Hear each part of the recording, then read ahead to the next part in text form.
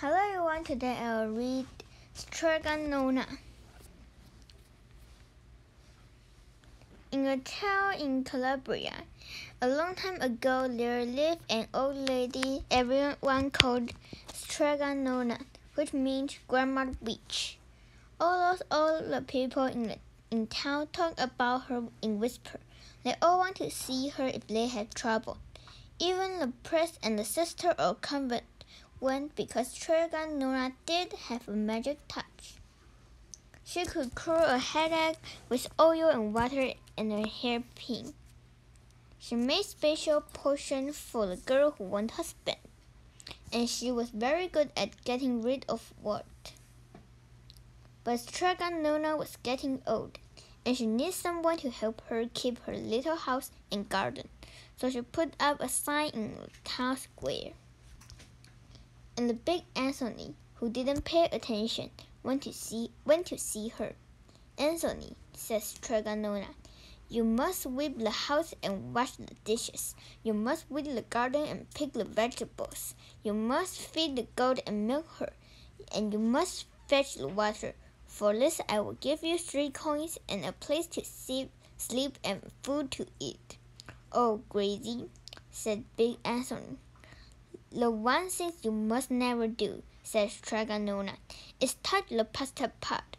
It is very valuable and I don't let anyone touch it." Oh, see, yes," said big Anthony. And so the day went by. Big Anthony did his work and Nona met with the people who came to see her for headache and husband and work.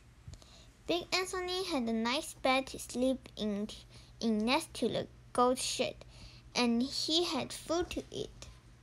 One evening when Big Anthony was milking the goat, he heard Nona sing. Peeking in the window, he saw Nona standing over the pasta pot. She sang, "Bubble, bubble, pasta pot, boil me some pasta nice and hot. I'm hungry and it's time to sup. Boil enough pasta to fill me up." And the pasta pot bubbled and boiled and was suddenly filled with steaming hot pasta. Then Nona said, "Enough, pasta pot. I have my pasta nice and hot, so simmer down my pot for clay until I'm hungry another day." "How wonderful," said big Anthony. "That's a magic pot for sure." And Nona called big Anthony in for supper. But too bad for big Anthony, because he didn't get to see Nona blow 3 kisses to the magic pasta pot. And this is what happened. The next day when big Anthony went to the town square to fetch the water, he told everyone about the pasta pot. And naturally everyone laughed at him because it sounds so silly, a pot that could all by itself. "You'd better to go and confess to the priest, big Anthony," they said. "Such a lie." And big Anthony was angry, and that wasn't a very good thing to be. "I'll show them," he said to himself. "Someday I will get the pasta pot and make it good, and then they'll be sorry." That day comes sooner than even big Anthony would have thought, because 2 days later Nona said to big Anthony, "Anthony, I must go over the mountain to the next town to see my friend, Strega Amelia. Whip the house and weed the garden. Feed the goat and milk her, and for your lunch, there are some bread and cheese in the cupboard. And remember, don't touch the pasta pot." "Oh, yes, Nona," said big Anthony. But inside he was thinking, "My chance has come." As soon as Nona was out of sight, big Anthony went inside, pulled the pasta pot off the shelf, and put it on the floor.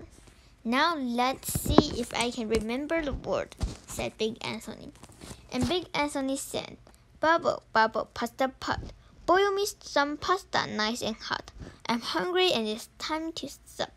Boil enough to fill me up." And sure enough, the pot bubbled and boiled and began to fill up with pasta.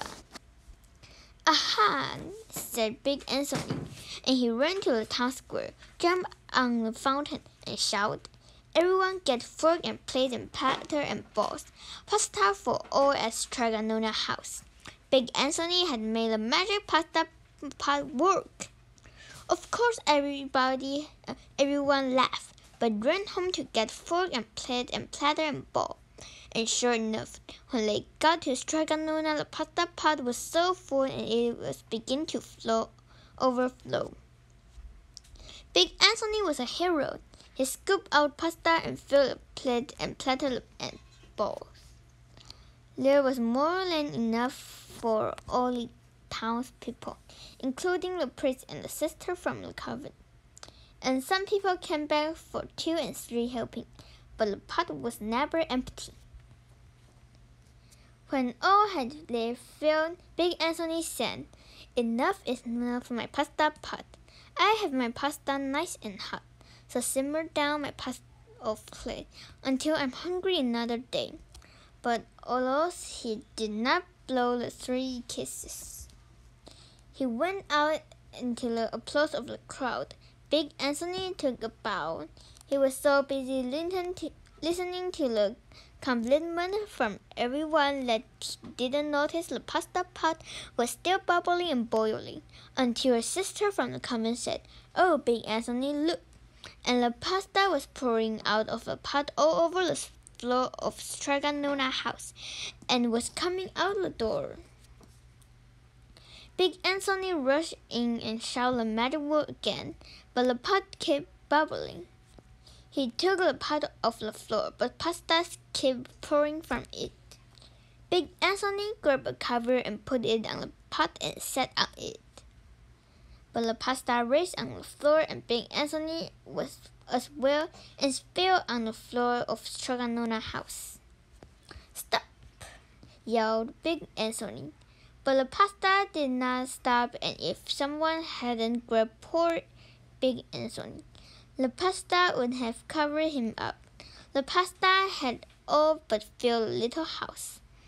Out of the window and through the door came the pasta, and the pot kept right on bubbling.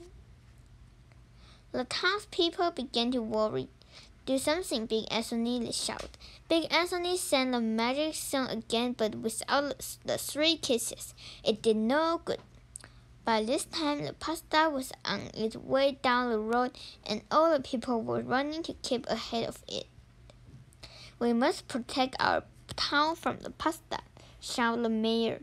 "Get mattress, table, doors, anything to make a breakaway." But even that didn't work. The pot kept bubbling and the pasta kept coming. "We are lost," said the people, and the priest and the sister of the convent began praying. "The pasta will cover our town," they cried. And it certainly would have, had Straganona not come down the road home from her visit. She didn't have to look twice to know what had happened.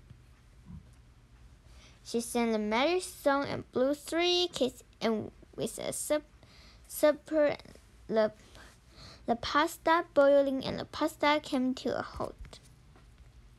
"Oh, Grady, thank you, Straganona," the people cried.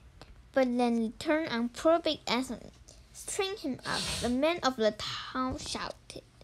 "Now wait," said Straganona. "The punishment must fill the cream." And she took a fork from lady standing nearby and handed it out to Big Anthony. "All right, Anthony, you want pasta from my magic pasta pot," Straganona said. "And I want to sleep in my little bed tonight, so start eating." And he did. Poor Big Anthony. Okay, the end. Bye-bye.